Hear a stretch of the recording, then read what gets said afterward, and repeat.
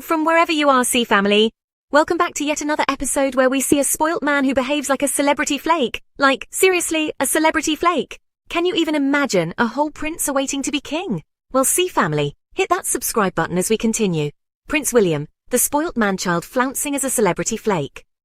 Prince William, Duke of Cambridge and heir to the British throne, is sold to the world as the monarchy's great hope, a dependable, modern, and relatable figure poised to lead the House of Windsor into a new era. The palace's PR machine works overtime to paint him as the dutiful son, the loving father, the eco-warrior king-in-waiting. But peel back the glossy veneer, and what you find is a spoilt man-child, a petulant self-absorbed figure who behaves less like a future monarch and more like a celebrity flake chasing fleeting applause while ducking any real responsibility. His life, steeped in unearned privilege, is a masterclass in entitlement, marked by tantrums, half-hearted efforts, and an infuriating knack for dodging accountability. This isn't about tearing down the monarchy, it's about exposing a 43-year-old man who acts like a sulky teenager with a crown dangling just out of reach, contributing little beyond photo ops and empty gestures. William's flakiness isn't just a personal failing, it's a liability for an institution already struggling to justify its place in a skeptical world.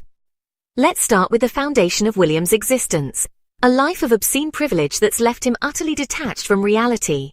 Born second in line to the throne, he's never known a moment of genuine struggle. His childhood was spent in Kensington Palace and Highgrove, insulated by nannies, butlers, and a family fortune built on centuries of public deference.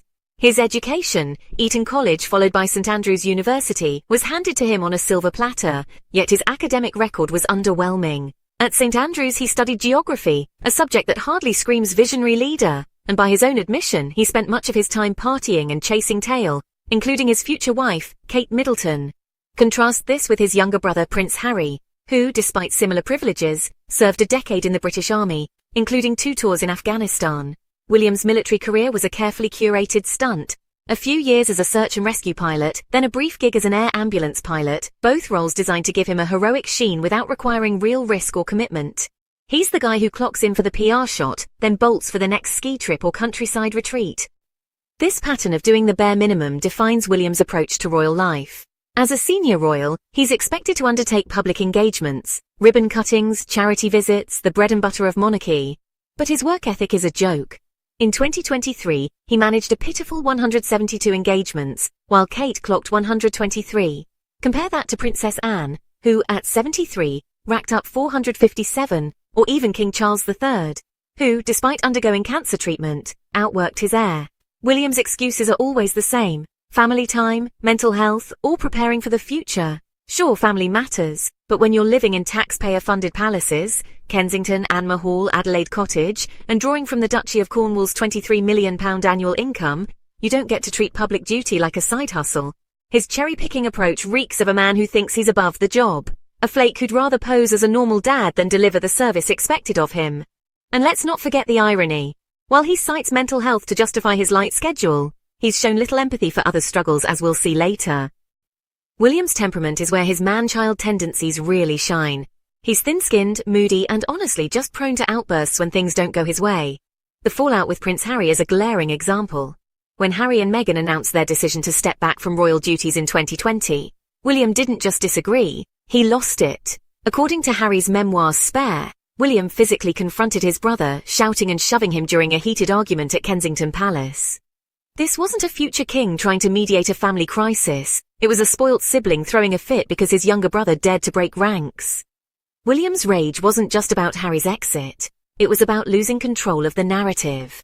Harry and Meghan's decision to prioritize their mental health and their children, Archie and Lilibet, over royal duties, challenged the monarchy's unspoken rule: endure, shut up, and smile. William, coddled by a system that's always bent to his whims, just couldn't handle the defiance. His refusal to engage with Harry since, barely speaking at their grandmother's funeral or their father's coronation, shows a pettiness that's less regal than it is juvenile. Then there's his treatment of Meghan, which exposes his hypocrisy and, well, lack of spine. In their 2021 Oprah interview, Harry and Meghan revealed that a senior royal, later implied to be William or someone close to him, expressed concerns about their unborn son's skin color. Meghan, a biracial American, faced relentless racism from the British press, yet William's response was to just shrug it off. When asked about the allegations, he snapped, "We are very much not a racist family," a defensive dodge that reeked of denial.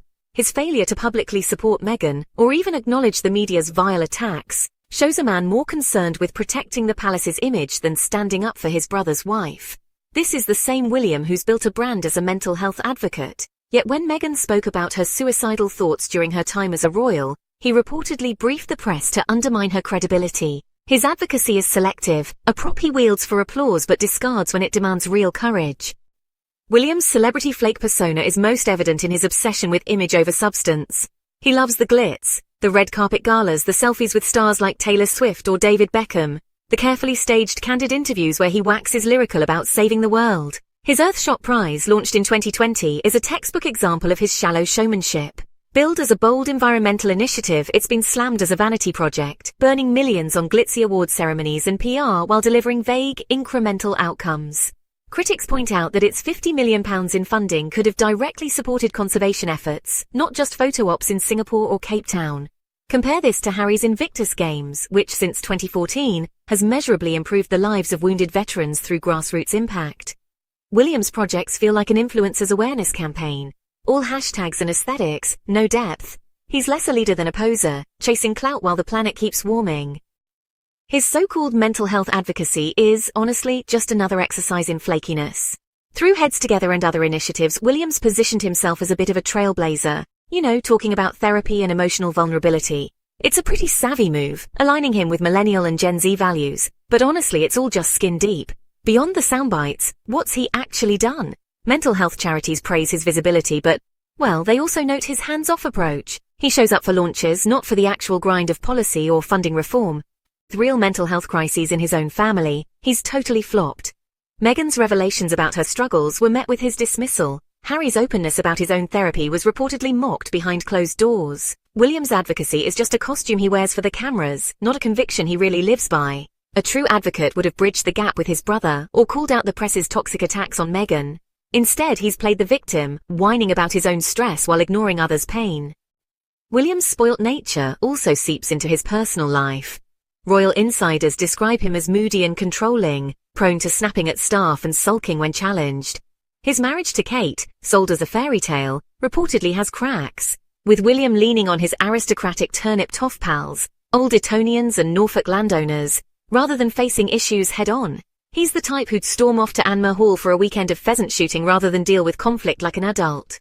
While he plays the doting dad to George, Charlotte and Louis, his parenting seems more about projecting a wholesome image than grappling with the hard questions, like how to prepare his kids for a world where the monarchy's relevance is fading fast.